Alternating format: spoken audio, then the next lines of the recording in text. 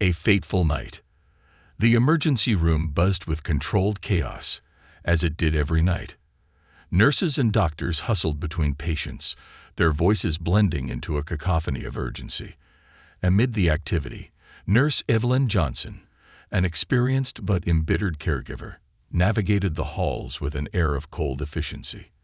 Her colleagues often commented on her detachment, but Evelyn dismissed it as professionalism. She did her job, and that was enough. Tonight, however, Evelyn's bias simmered just beneath the surface.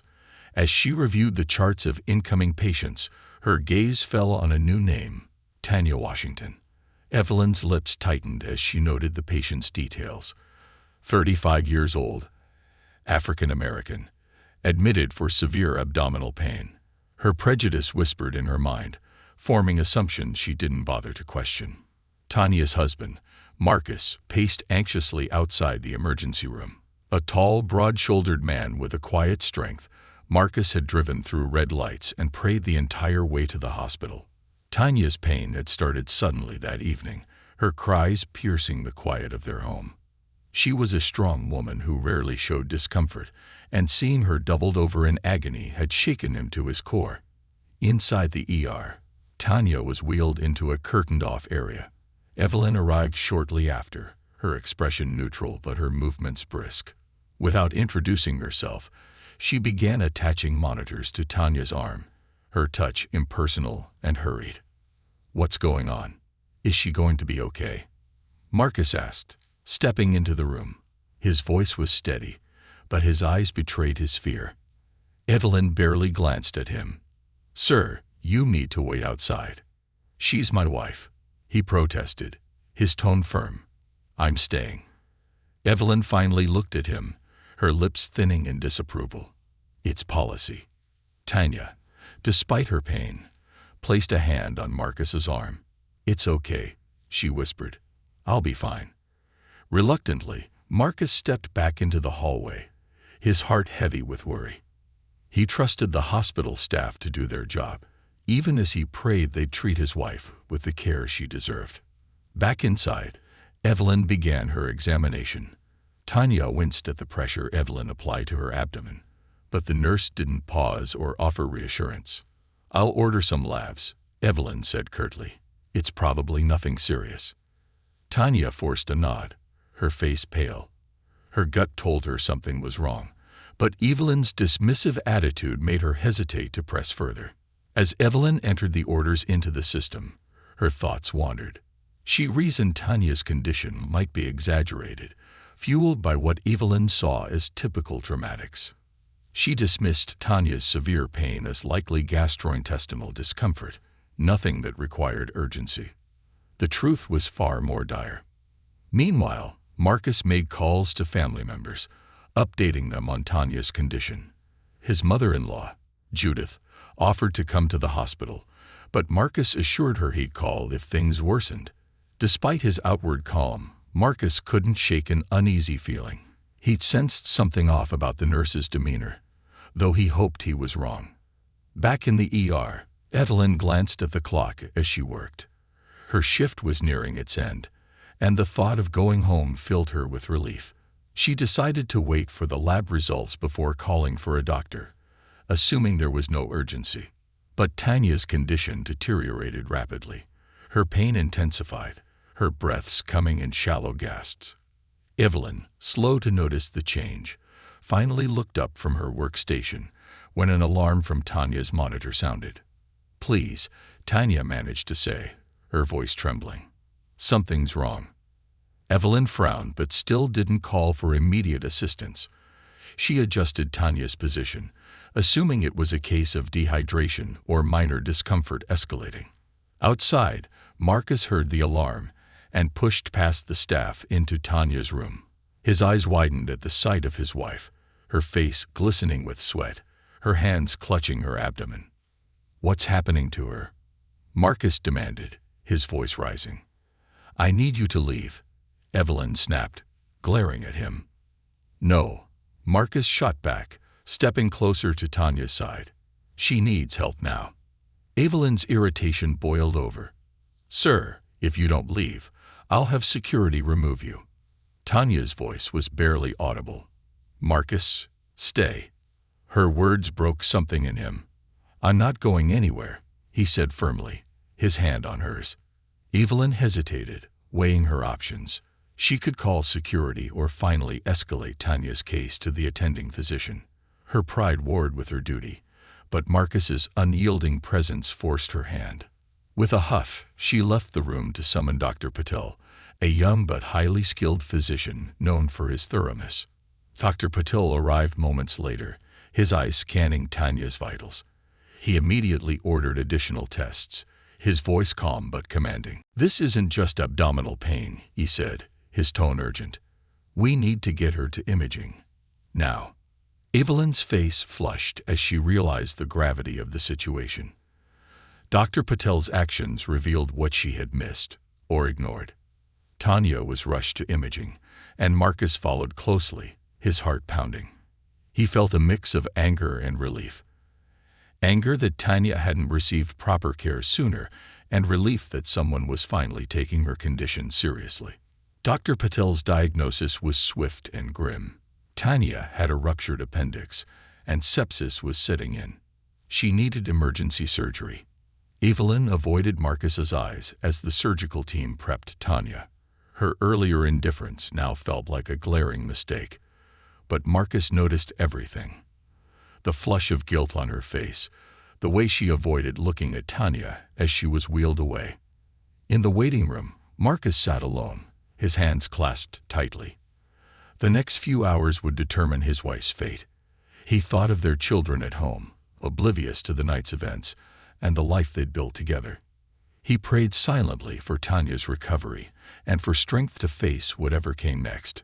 For Evelyn, the night wasn't over.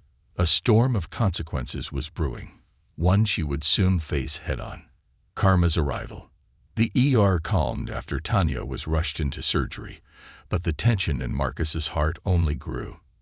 Hours stretched like an eternity as he sat alone in the sterile waiting room, the fluorescent lights harsh and unrelenting. His mind replayed every moment since their arrival, every dismissive word from the nurse who had delayed Tanya's care. Anger simmered beneath his stoic exterior, but he focused on Tanya. She needed him to stay strong, no matter the outcome. Evelyn, on the other hand, wrestled with an unfamiliar feeling: guilt. She sat in the staff lounge, her coffee untouched as she replayed the events in her mind. The monitors had shown instability before the alarm. The pain in Tanya's voice had been genuine. Evelyn had chosen to ignore the signs, assuming the worst about Tanya because of her own ingrained prejudices. Her hands trembled as she remembered Marcus's piercing gaze, the disappointment and fury that had cut through her like a blade. She prided herself on being efficient, but this time her efficiency had been compromised by her bias. And now, there was no undoing the damage. Dr. Patel emerged from the operating room several hours later. Marcus stood immediately, his chest tightening. The doctor's expression was serious, but not grim, a small comfort. "The surgery went as well as we could have hoped," Dr. Patel said, his voice steady. "Her appendix had ruptured, and there was significant infection, but we were able to clean the area and stabilize her. She's in recovery now, and we'll monitor her closely." Marcus felt his knees weaken with relief. "Thank you, doctor," he said, his voice thick with emotion. "You did the right thing pushing for action." Dr. Patel continued, "I'm sorry it took as long as it did for her to receive care. That shouldn't have happened." Marcus nodded, appreciating the doctor's candor. His gratitude for Dr. Patel was genuine, but it didn't erase the frustration he felt toward the system, or toward Evelyn. Later that morning, Evelyn was summoned to a meeting with her supervisor, a stern woman named Ms. Richards. The report of the night's events had reached her desk, and she wasted no time addressing it. "Evelyn," Ms. Richards began, her tone sharp, "I've reviewed the incident involving Mrs. Washington. It appears her condition was not taken seriously until Mr. Washington intervened and Dr. Patel was called in. Why was her care delayed?" Evelyn stiffened in her chair, her defenses rising. "I followed protocol. Her symptoms didn't initially suggest a life-threatening condition. Ms. Richards's eyes narrowed. Protocol. The patient was in severe pain, and the monitor alarms indicated instability. Delaying her care nearly cost her life. Evelyn's face flushed. I didn't think. That's the problem. Ms. Richards interrupted, her voice ice-cold. You didn't think, or perhaps you didn't care. Either way, your actions, or inactions, were unacceptable. This hospital prides itself on providing equitable care to all patients. Your behavior not only endangered a life but tarnished that reputation. Evelyn's heart pounded as Ms. Richards continued. You're being placed on administrative leave, effective immediately, pending further investigation. If negligence or bias is confirmed, there will be consequences. As Evelyn left the meeting, the weight of her actions pressed down on her. She'd never been reprimanded before, and the experience left her shaken. She returned to her locker to gather her things, avoiding eye contact with her colleagues. Whispers followed her as she walked down the hallway, a mixture of gossip and judgment. When Evelyn reached the parking lot, she paused to take a deep breath, the cool morning air doing little to calm her nerves. Her mind raced with questions. How had she let herself fall so far? Why had she been so quick to judge Tanya, a woman who had done nothing to deserve such treatment? Deep down, Evelyn knew the answer. Her bias had always been there, lurking beneath the surface. She'd convinced herself it didn't affect her work, but last night had proven otherwise. Meanwhile, Marcus sat at Tanya's bedside in the recovery room, holding her hand as she slept.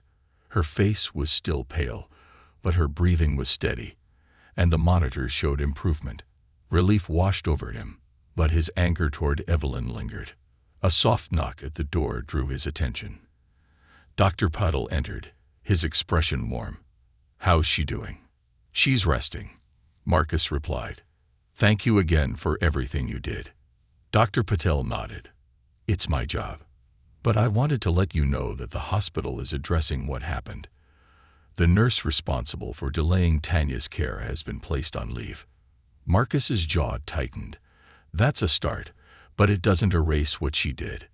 No, it doesn't, Dr. Patel agreed. But accountability matters. If you feel comfortable, I encourage you to share your experience with the hospital's review board. It could make a difference. Marcus considered the doctor's words. He wasn't one to seek revenge, but he believed in justice. He wanted to ensure no other family endured what they had. Over the next few days, Marcus focused on Tanya's recovery. She regained her strength gradually, her resilience shining through even in moments of weakness. Marcus stayed by her side, offering encouragement and reminding her of the support they had waiting at home. During one quiet moment, Tanya looked at Marcus and said, "Thank you for standing up for me. I couldn't have done it without you." Marcus kissed her forehead. "You're my world, Tanya. I'd do anything for you." Evelyn, meanwhile, spent her leave reflecting on her actions. At first, she tried to justify herself, blaming the chaos of the ER or the lack of resources. But the truth was unavoidable. She had failed as a nurse and as a human being. One evening, as she sat alone in her apartment, Evelyn decided to do something she had never done before: confront her own biases. She began researching systemic racism in healthcare, reading stories from patients who had been ignored, dismissed, or mistreated. Each account was like a mirror, forcing her to see the flaws in her own behavior. The more Evelyn learned, the more determined she became to change. She couldn't undo the harm she'd caused, but she could commit to being better moving forward. And perhaps in time, she could earn back the trust she'd lost. A week later, Marcus attended the hospital's review board meeting, where he shared his family's ordeal. His voice was steady, but his words carried the weight of their experience. "This isn't just about my wife," he said.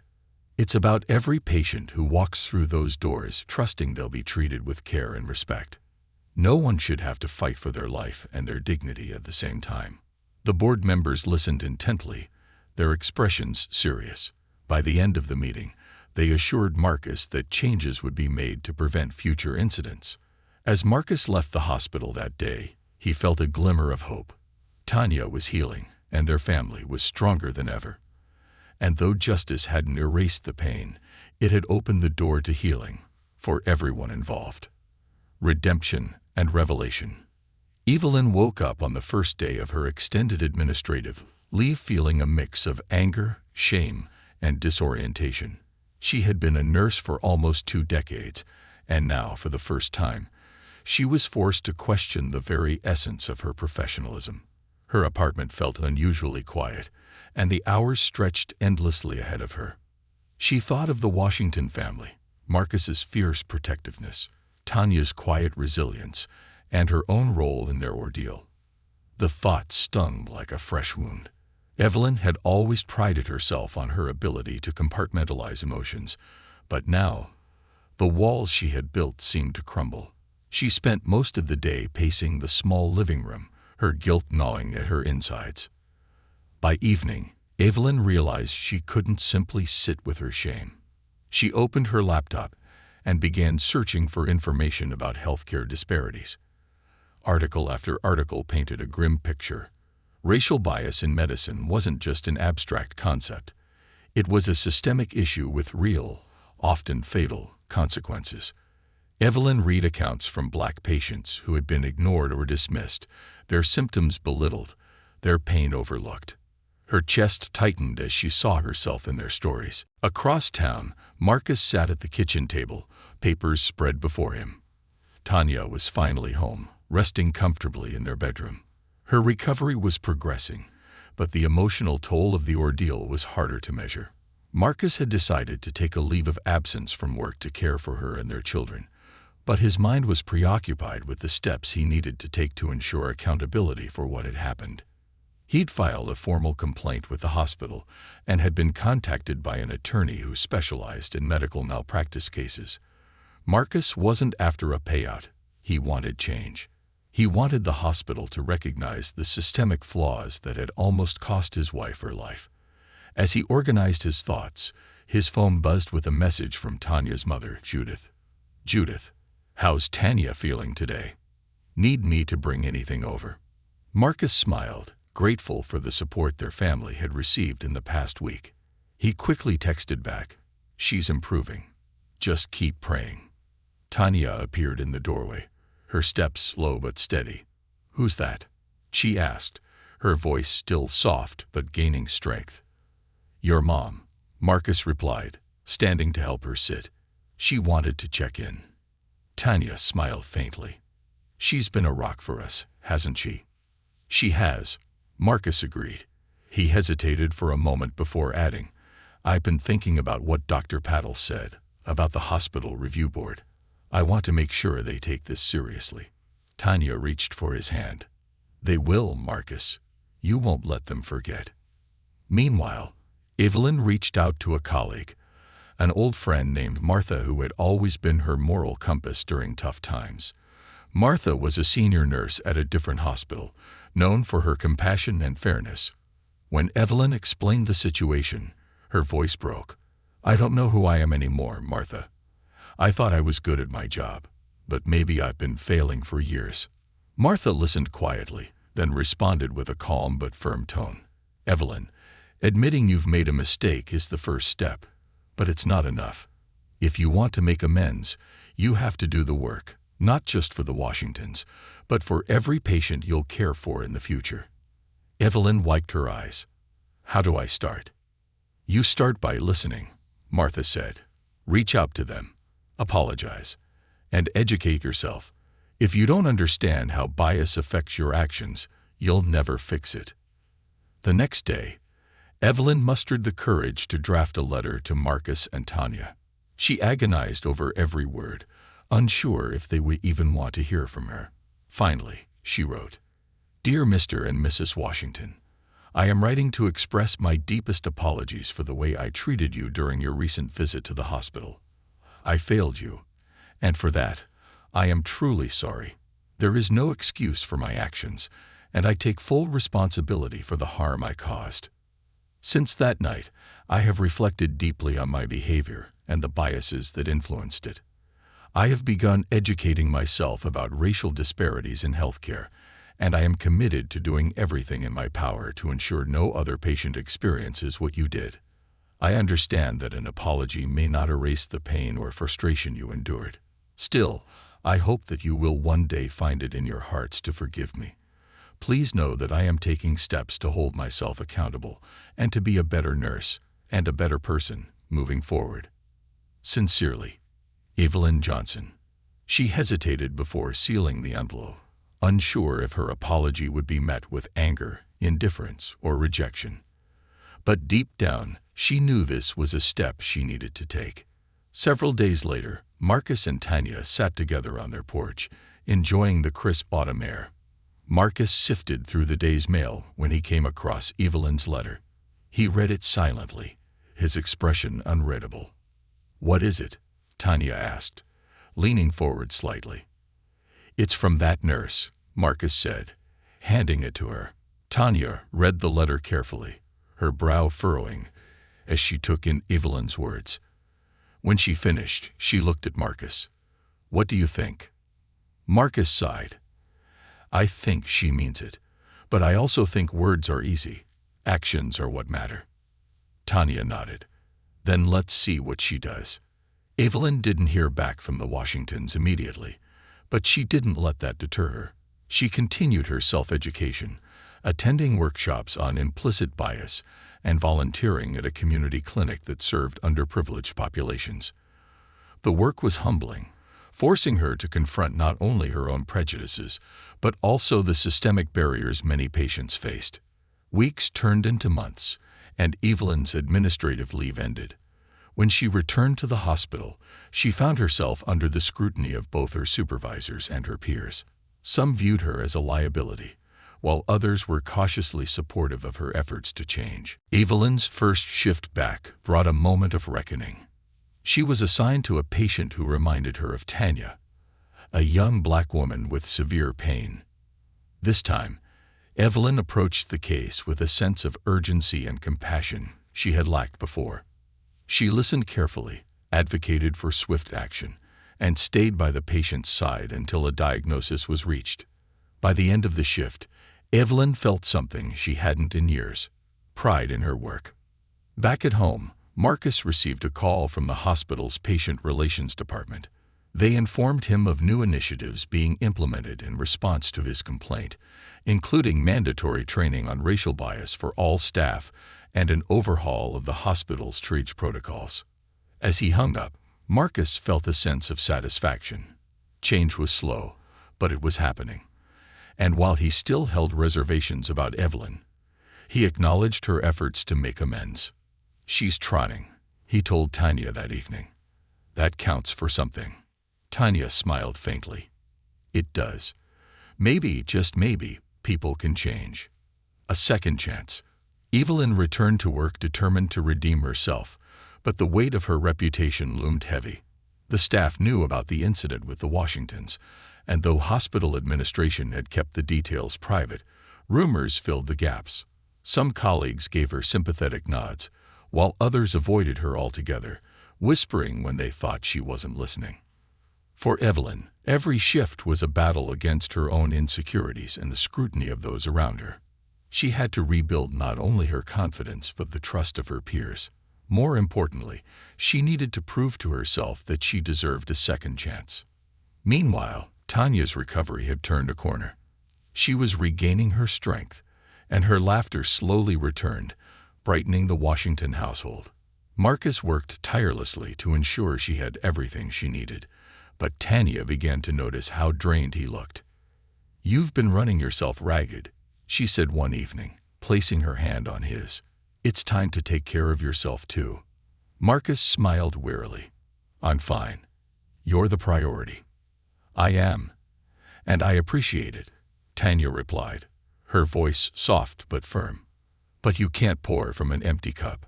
Her words stayed with Marcus long after she'd fallen asleep. He realized she was right.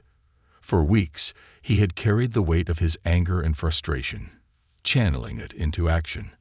But now that Tanya was healing, he felt a growing need to focus on the future, a future that included forgiveness, if not for Evelyn, then for his own peace of mind. One Saturday morning, Marcus received an unexpected call. The number was unfamiliar, but he answered, curious. "Mr. Washington?" a familiar voice asked, hesitant but steady.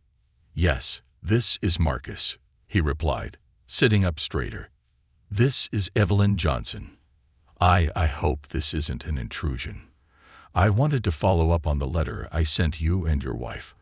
I understand if you'd rather not speak to me, but I wanted to offer my sincerest gratitude for taking the time to read it."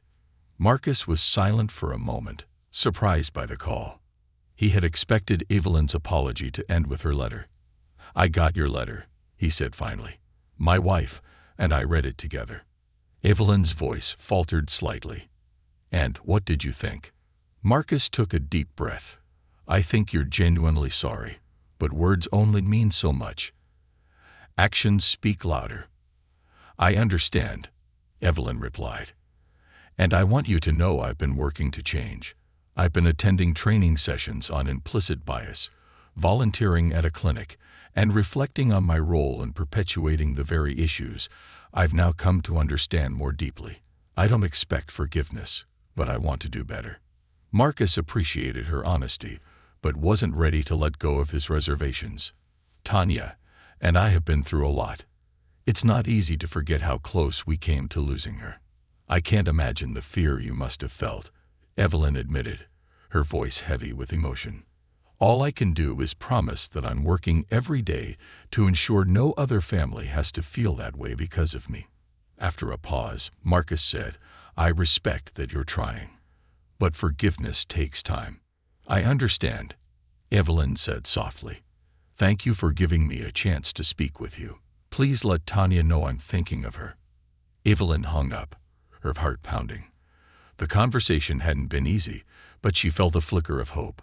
She knew she couldn't undo the past, but perhaps over time she could show the Washingtons and herself that she was capable of change. In the following weeks, Evelyn threw herself into her work with renewed determination. She went beyond her assigned duties, mentoring younger nurses and volunteering for shifts in the hospital's underserved clinic. Her supervisors noticed the transformation, and Ms. Richards, her once stern manager, began to see Evelyn in a new light. "Evelyn," Ms. Richards said one evening after reviewing patient feedback forms, "I've noticed a significant change in your approach. Patients are mentioning your kindness and attentiveness. Whatever you're doing, keep it up." Evelyn nodded, a mixture of relief and pride washing over her. She had a long way to go, but the recognition gave her the encouragement she needed to continue. Meanwhile, Marcus and Tanya decided to meet with Dr. Pottle to discuss the hospital's new initiatives.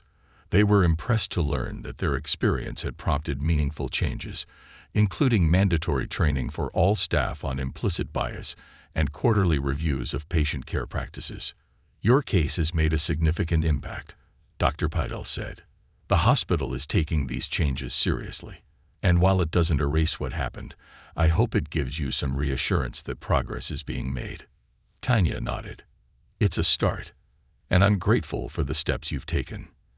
As they left the meeting, Marcus felt a sense of closure beginning to take shape. He knew the road to full healing would be long, but the changes they'd inspired gave him hope for the future. Several months later, fate brought the Washingtons and Evelyn together once more. Tanya had returned to the hospital for a routine follow-up appointment. She was waiting in the lobby when she saw Evelyn walking toward her, carrying a clipboard. Tanya's heart skipped a beat, and she wasn't sure how to react. Evelyn paused, meeting Tanya's gaze with a mixture of apprehension and determination. "Mrs. Washington," she said, her voice steady, "it's good to see you. How are you feeling?" Tanya studied Evelyn for a moment before replying. "I'm doing much better, thanks to Dr. Patel and the team." Evelyn nodded. "I'm glad to hear that, and I'm grateful you're here. It's given me a chance to say in person what I wrote in my letter. I'm sorry, Mrs. Washington. Truly." Tanya considered Evelyn's words, then said, "I believe you are, and I believe you're trying to change. That means something." Evelyn's eyes glistened with gratitude. "Thank you. That means more to me than I can say." As Evelyn walked away, Tanya sat back in her chair, feeling a surprising sense of peace. She hadn't expected to see Evelyn that day, but the encounter had given her closure. Later, when Marcus arrived to pick her up, she told him about the conversation. "Maybe it's time we let go of some of the anger," Tanya said, "not for her sake, but for ours." Marcus nodded, wrapping his arm around her. "Maybe you're right. Forgiveness doesn't mean forgetting. It just means we're ready to move forward." As they drove home, both Marcus and Tanya felt the weight of the past begin to lift. Their journey wasn't over, but they were ready to face the future together, stronger than ever. Strength through forgiveness.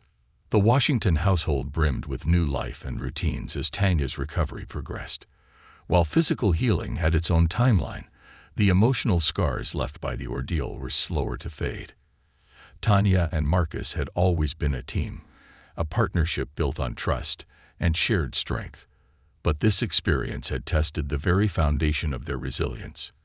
Together, they worked to rebuild what had been shaken, not just in Tanya's health, but in their sense of security and fairness in the world.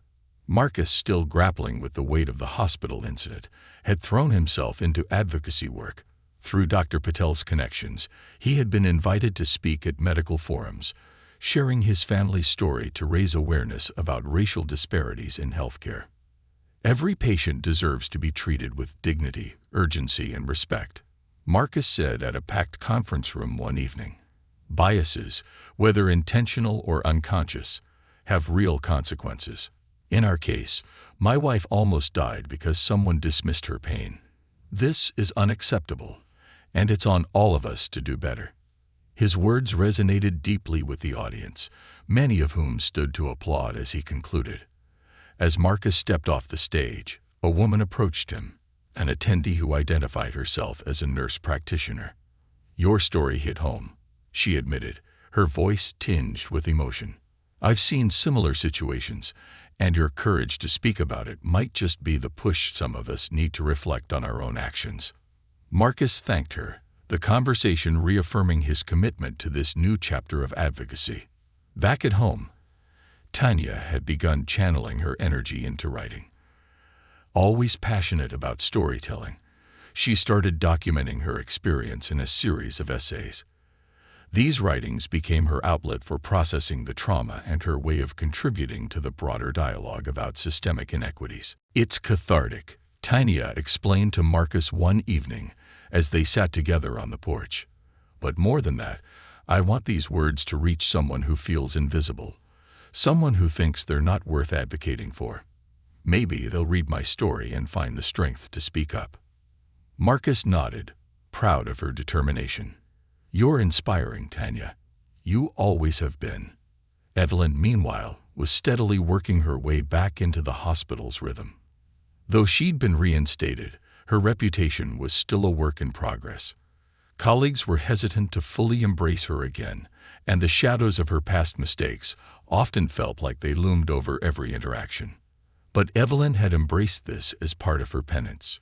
She no longer saw herself as infallible, and she had learned to accept feedback, no matter how uncomfortable it made her.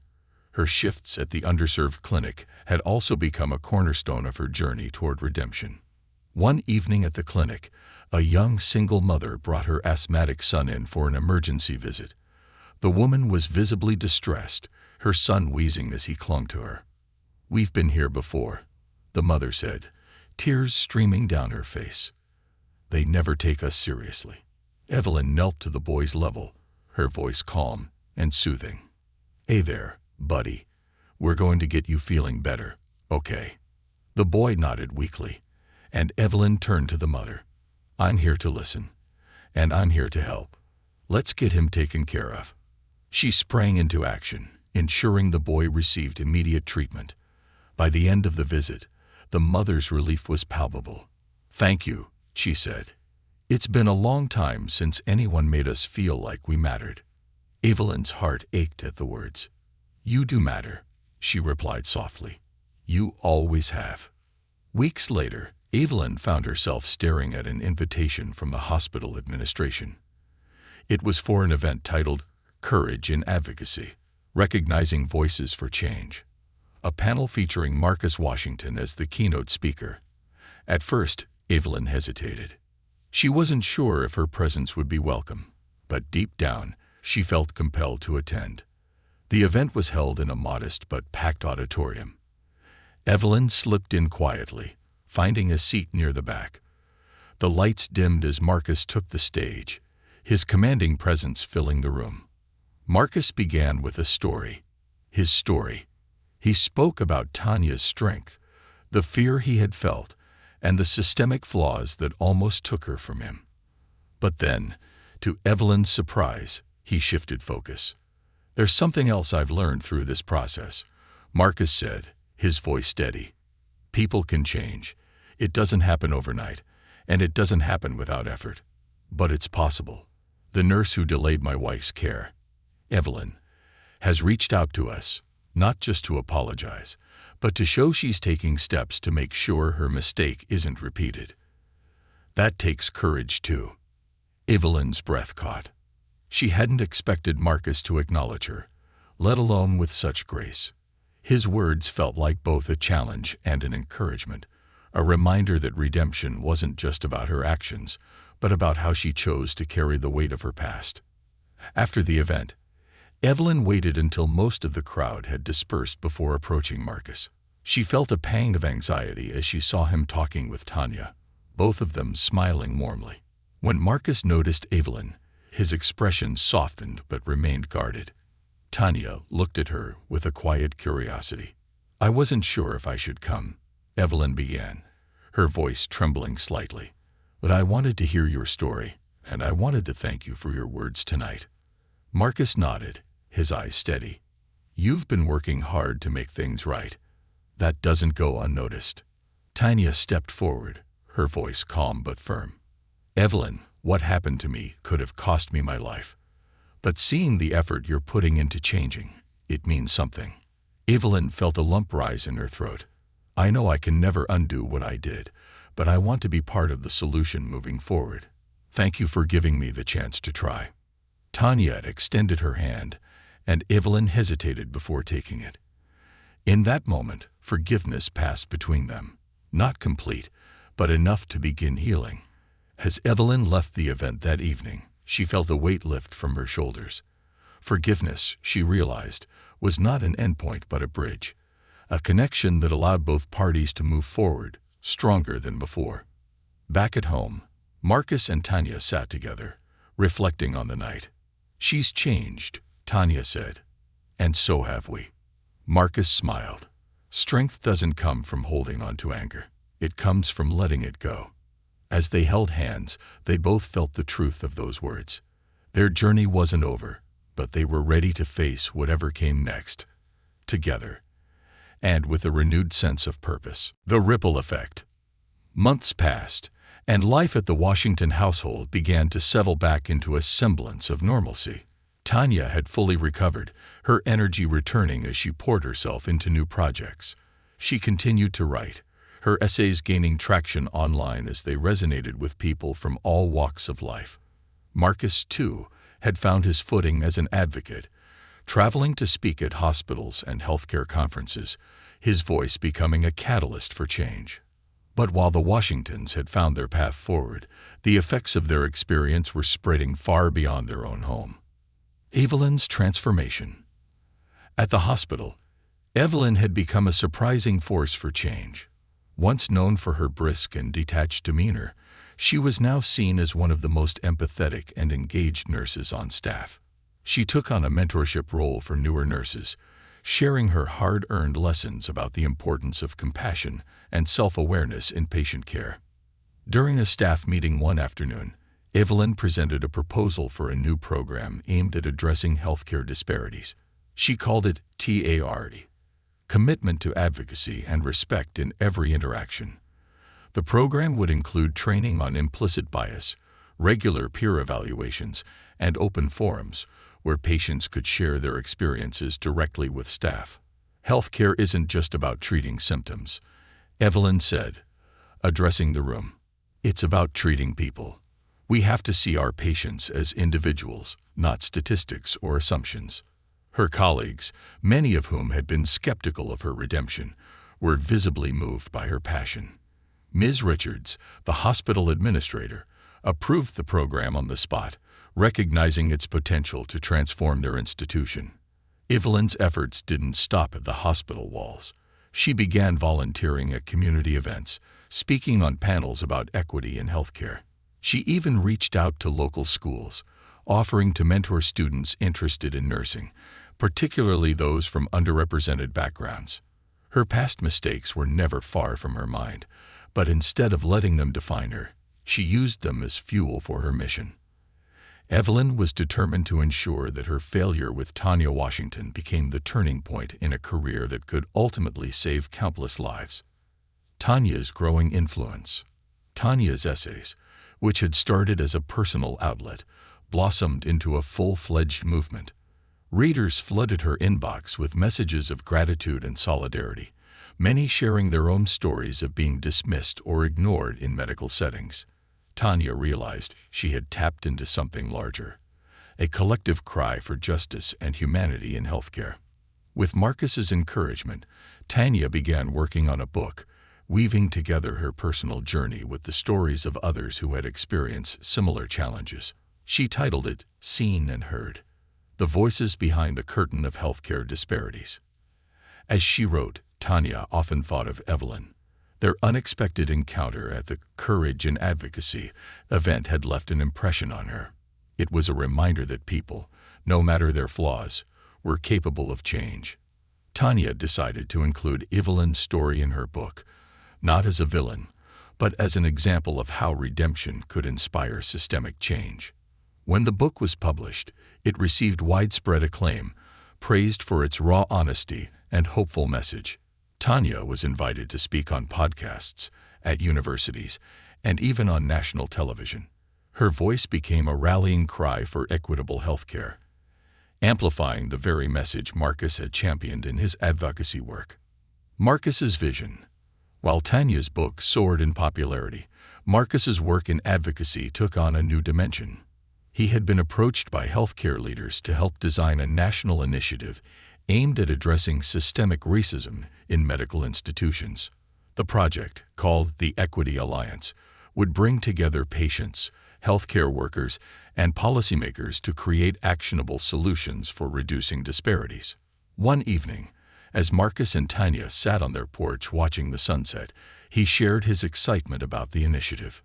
"They want me to co-lead the task force," Marcus said, a proud but humble smile on his face. Tanya beamed. "That's incredible, Marcus. You've worked so hard for this." "It feels bigger than me," he admitted. "Like everything we've been through has led to this moment. If we can make real change, if we can stop even one family from going through what we did, it'll all be worth it." Tanya squeezed his hand. "It's already worth it. Look at how far we've come." The unexpected connection. Evelyn, now deeply involved in her care program, decided to invite Tanya and Marcus to speak at the hospital. She knew it was a bold move, but she believed their story had the power to inspire her colleagues and cement the importance of the program. When she reached out to Marcus, her voice was steady but tinged with vulnerability. "I know this might be asking a lot, but I think your story could help us. It could help me show my colleagues why this work is so important." Marcus was silent for a moment before replying, "Let me talk to Tanya." A week later, Evelyn received her answer. Tanya and Marcus would come. The day of the event, the hospital's auditorium was packed. Staff members, patients, and community leaders filled the seats, eager to hear from the Washingtons. Evelyn introduced them, her voice steady, but her hands trembling slightly. "Tonight, we have the honor of hearing from two people who have taught me more than I could ever express," Evelyn said. "Their courage and resilience have not only inspired me to change, but have also paved the way for this hospital to grow. Please welcome Marcus and Tanya Washington." The audience erupted in applause as Tanya and Marcus took the stage. Tanya began by sharing her story, her words raw and powerful. She spoke about the fear she had felt, the strength she had drawn from Marcus, and the importance of being seen and heard. When Marcus spoke, he addressed the hospital staff directly. "We know mistakes happen," he said, "but what matters is how you respond to them." Evelyn responded by choosing to grow. "And because of that, my wife is standing here today, alive and thriving." The audience was visibly moved, and as the event concluded, many approached the Washingtons to thank them personally. Evelyn, standing quietly at the back of the room, felt a sense of fulfillment she hadn't experienced before. She had played a role, however small, in creating this moment of connection and transformation. The ripple effect. Months later, the hospital's care program had become a model for other institutions, and Evelyn was invited to present it at national conferences. Tanya's book was being used in medical schools to teach students about the importance of empathy and equity in patient care. Marcus's Equity Alliance had gained government support, securing funding for initiatives that would benefit underserved communities nationwide. The Washingtons and Evelyn remained connected, their shared journey a testament to the power of accountability, forgiveness, and resilience. They had faced adversity, but together, they had turned their pain into progress, an enduring reminder that change begins with individuals and ripples outward to touch the lives of many. And in the quiet moments, when Tanya and Marcus sat together reflecting on how far they'd come, they knew one thing for certain. Their story wasn't just theirs anymore. It belonged to everyone who believed in the possibility of a better, fairer world.